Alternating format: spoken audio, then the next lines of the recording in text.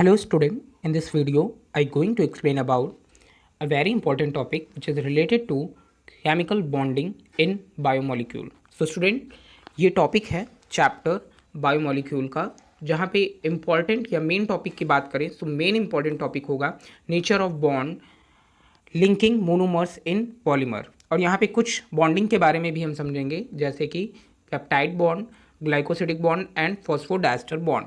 सो इस वीडियो में हम डिफरेंट कंपाउंड कैसे डिफरेंट मॉलिक्यूल से या डिफरेंट बायोमोलिक्यूल्स आपस में अटैच होते हैं, इनके बीच में कौन सा बॉन्ड प्रेजेंट होता है और कैसे फॉर्म होता है, इस पूरे कॉन्सेप्ट को इस वीडियो में हम अंडरस्टैंड करने वाले हैं।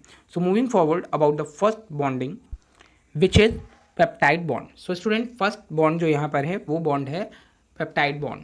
तो यहाँ पे देखिए आप कैसे से याद कर सकते हैं, कैसे अंडरस्टैंडिंग फॉर्म कर सकते हैं। पी से होता है प्रोटीन और पी से ही यहाँ पर हम बोल रहे हैं peptide bond. So student, protein को फॉर्म करने में जो भी अमाइनो एसिड पार्टिसिपेट करते हैं और इन अमाइनो एसिड्स के बीच में जो बॉन्ड का फॉर्मेशन होता है उसी बॉन्ड को हम बोलते हैं पेप्टाइड बॉन्ड। तो दो फैक्ट आपको यहाँ से मिले कि अमाइनो एसिड के बीच में जो बॉन्ड बन रहा है वो है पेप्टाइड बॉन्ड और प्रोटीन में जो बॉन्ड प्रेजेंट होता है उसे हम बोलते हैं पेप्टाइड बॉन्ड। और प्रोटीन को इसीलिए हम बोलते भी हैं कि protein is a polypeptide series. मतलब प्रोटीन क्या है, एक श्रृंखला होती है, पॉलीपेप्टाइड चेन होती है। सो कैसे ये बॉन्डिंग फॉर्म होती है इस थिंग को समझते हैं। सो हमने क्या किया, हमने एक मॉलिक्यूल लिया अमाइनो एसिड का, जिसकी रिएक्शन कराई दूसरे अमाइनो एसिड के मॉलिक्यूल से। सो यहाँ पर जो COOH मीन्स जो एसिडिक ग्रुप का मॉलिक्यूल है वो अमीन ग्रुप से, अमीन ग्रुप के 1 हाइड्रोजन से 1 OH का मॉलिक्यूल रिएक्ट करेगा एसिड ग्रुप के, और यहाँ से 1 मॉलिक्यूल ऑफ वाटर रिलीज हो जाएगा और ये दोनों मॉलिक्यूल आपस में अटैच हो जाएंगे। और इनके बीच में जो बॉन्डिंग फॉर्म हुई वो बॉन्डिंग कौन सी है, पेप्टाइड बॉन्ड यहाँ पर फॉर्म होता है। सो स्टूडेंट, क्योंकि 2 मॉलिक्यूल यहाँ पे अटैच हो रहे हैं इसलिए इसे हम क्या बोल रहे हैं, डाई पेप्टाइड। और अगर मोर देन 2 मॉलिक्यूल आपस में अटैच होते तो हम यहाँ पर उसे नाम देते पॉलीपेप्टाइड का, जो कि एक प्रोटीन का मॉलिक्यूल फॉर्म करता अगर हम 20 अमाइनो एसिड्स को आपस में अटैच करते। सो एक बार रिवीजन कर लेते हैं इन फैक्ट्स का।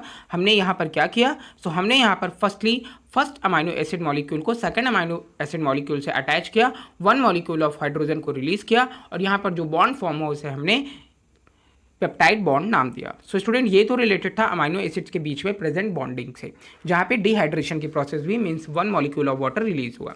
नेक्स्ट बॉन्डिंग जो है वो है glycosidic bond. So student, glycosidic bond में क्या होता है, यहाँ पर आप कैसे अंडरस्टैंडिंग फॉर्म करेंगे या कैसे रिमेंबर रख सकते हैं। सो यहाँ पे ग्लाइको वर्ड है, ग्लाइको को आप को रिलेट करेंगे ग्लूकोज से। सो ग्लूकोज क्या होता है, मोनोसैकेराइड होता है, मतलब कार्बोहाइड्रेट होता है। तो कार्बोहाइड्रेट्स के बीच में जो भी बॉन्डिंग प्रेजेंट है वो है glycosidic bond.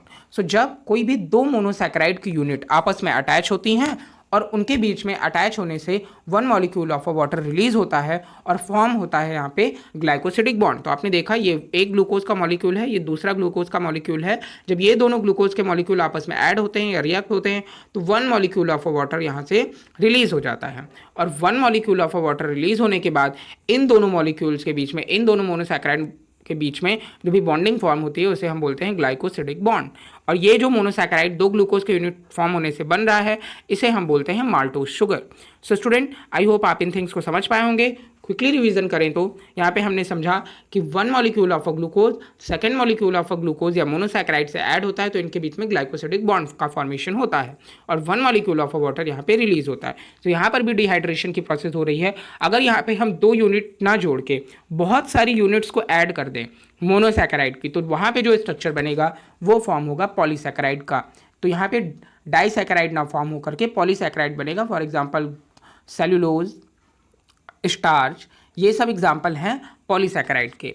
Moving forward about the next bonding which is phosphodiester bond. So student, ये भी बहुत ज़्यादा इंपॉर्टेंट है। यहाँ पे हमने बोला फॉस्फो, नेक्स्ट बोला diester and third one is bond. मतलब फॉस्फो से आप कोरिलेट करोगे फॉस्फोरस से और डाई से कोरिलेट करते हैं, डाई का मीन्स 2 होता है और ईस्टर का मीन्स होता है ईस्टर मॉलिक्यूल। सो यहाँ पे ये कैसे फॉर्म हो रहे हैं इन थिंग्स को अगर हम समझें, सो न्यूक्लिक एसिड के ये मोस्टली बॉन्डिंग है, न्यूक्लिक एसिड में प्रेजेंट होती है, जहाँ पे शुगर का मॉलिक्यूल्स ईस्टर बॉन्ड से अटैच होता है और फॉस्फेट के मॉलिक्यूल से अटैच होता है। सो इनके अटैचमेंट की वजह से ही फॉस्फोडाइस्टर बॉन्ड फॉर्म होता है। जैसे कि हम बोलते हैं कि phosphate is linked to sugar of 2 adjacent nucleotide form the phosphodiester bond। कैसे ये अटैच होते हैं, इन थिंग्स को भी हम समझते हैं बहुत ही आराम से। तो मैंने आपको बताया कि हमारे पास एक मॉलिक्यूल प्रेजेंट है डीऑक्सीराइबोज शुगर का, अगर हम डीएनए की बात कर रहे हैं, और ये डीऑक्सीराइबोज शुगर से यहाँ पर एक मॉलिक्यूल अटैच होता है, और ये जो मॉलिक्यूल अटैच है ये है प्यूरिन या पिरिमिडीन में से कोई एक, दैट मीन्स नाइट्रोजनस बेस। और यहाँ पे जो आप सेकेंड मॉलिक्यूल देख रहे हो ये भी नाइट्रोजनस बेस है, और ये भी मॉलिक्यूल किसका है, डीऑक्सीराइबोज शुगर का। और इनके बीच में जो प्रेजेंट है कंपाउंड वो है फॉस्फोरिक एसिड मीन्स H3PO4 का। सो ये तीन चीज़ें यहाँ पर प्रेजेंट है, मतलब ये एक मॉलिक्यूल का फॉर्मेशन कर रहा है। ओवरऑल एक न्यूक्लियोटाइड ये है, क्योंकि न्यूक्लियोटाइड हम बोलते हैं जब नाइट्रोजनस बेस, डीऑक्सीराइबोज शुगर और फॉस्फोरिक एसिड आपस में अटैच होते हैं, और एक नाइट्रोजनस बेस यहाँ पर, और डीऑक्सीराइबोज शुगर और साथ ही साथ फॉस्फोरिक एसिड, इन दोनों के बीच में जब रिएक्शन आपस में होती है so one molecule of water release होता है, और इनके बीच में जो बॉन्डिंग प्रेजेंट हुई उस बॉन्ड को ही हम फॉस्फोडाइस्टर बॉन्ड बोलते हैं, क्योंकि यहाँ पे दो ईस्टर बॉन्ड्स का फॉर्मेशन हो रहा है either side of a sugar molecule, इसलिए इसे हम फॉस्फोडाइस्टर बॉन्ड बोलते हैं। सो अगर इन्हें क्विकली रिवीजन करें तो मैंने आपको बताया कि ये जो मॉलिक्यूल है ये मॉलिक्यूल है डीऑक्सीराइबोज शुगर का, ये भी मॉलिक्यूल है डीऑक्सीराइबोज शुगर का, और ये यहाँ पे फॉस्फोरिक एसिड H3PO4 का मॉलिक्यूल है, और इनके ऐड होने से one molecule of water release होता है, और ये फॉस्फोडाइस्टर बॉन्ड का फॉर्मेशन करते हैं। सो ये बॉन्डिंग प्रेजेंट है डीएनए के स्ट्रैंड्स में।